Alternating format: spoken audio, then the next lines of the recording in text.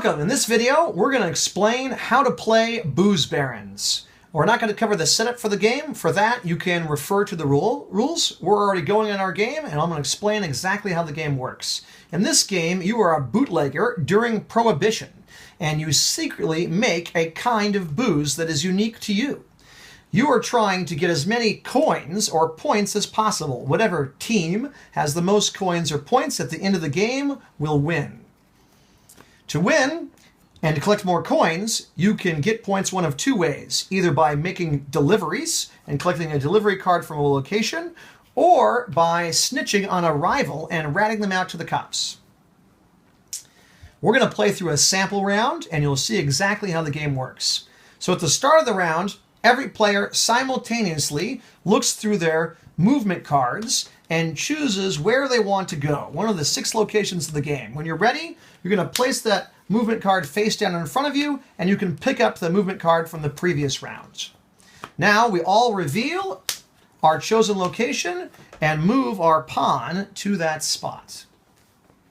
In this case, Brian and I have gone to the Curtain Club, and Richard has gone to CD Pete's.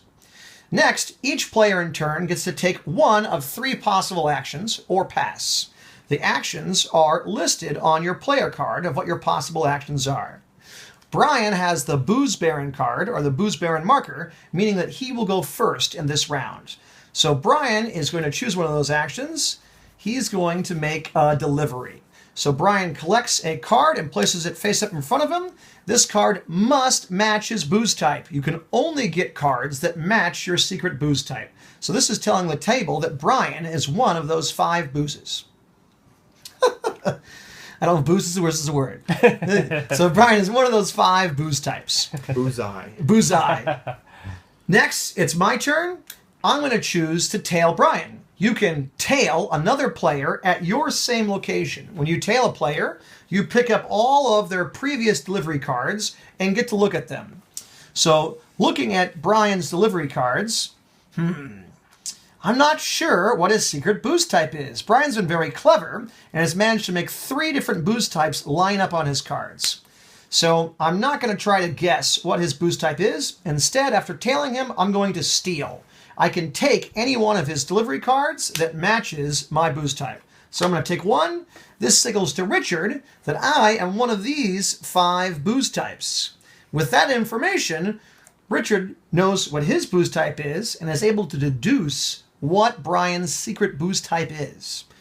On Richard's turn, he'll use the 3rd kind of action, an event. His location says discard one of your delivery cards to tail a player anywhere except the River Caves.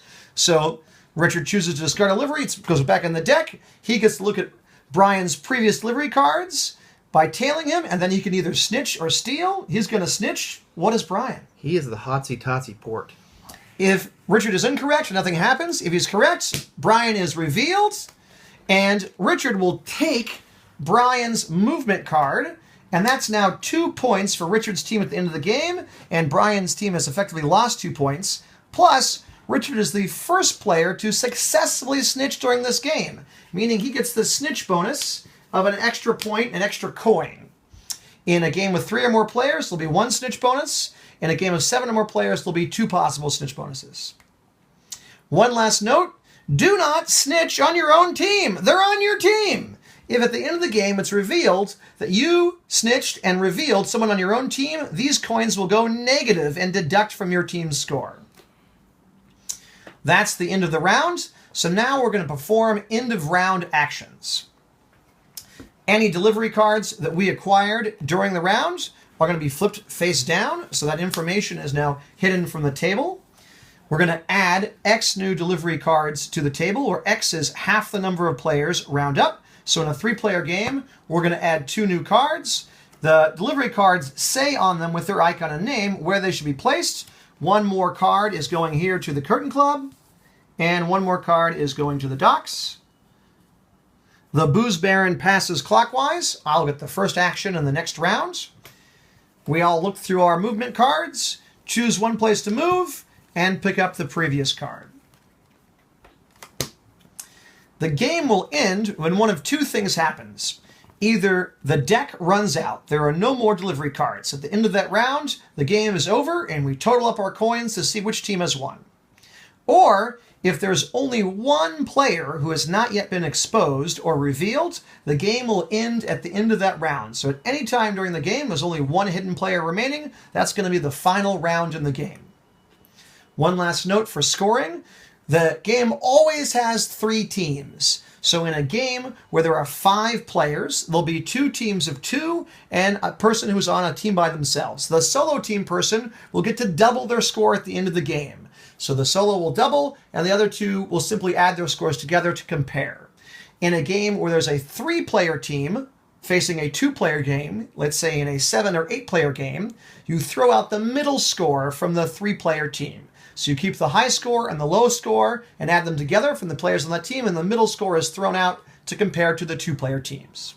But when you start out, you don't know if you're on one of the solo teams or one of the 2-player teams or 3-player teams. You don't know that. You have to figure that out throughout the game. That's true. All right, now you know everything you need to know to play Booze Barons. Have fun.